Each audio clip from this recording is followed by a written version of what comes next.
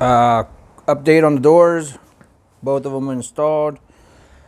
Also installed the PRP door bags. I'll show you here. Lined up perfect. 1, 2, 3, 4, 5. Oh no, just 4, I think. Yeah, 4. I think it looks way better with the all the brackets powder coated the same as your cage.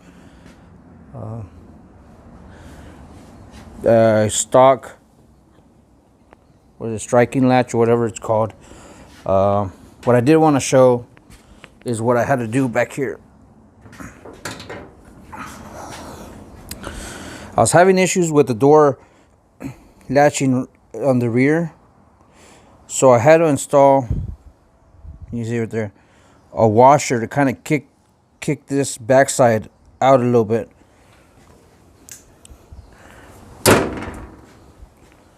Close is nice and tight now. That's all I had to do.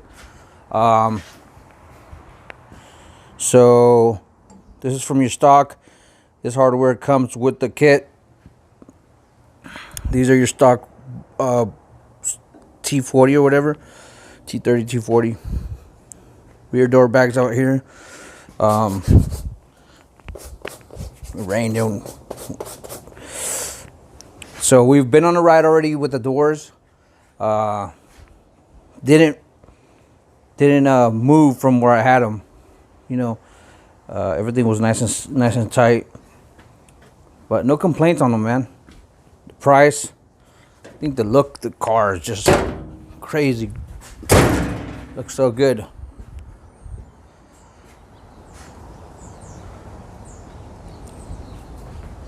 Really easy install, honestly. You can see from the video, you install this bracket first, then you install this one. These bolts that are here for this bracket here, I installed these 2 bolts first,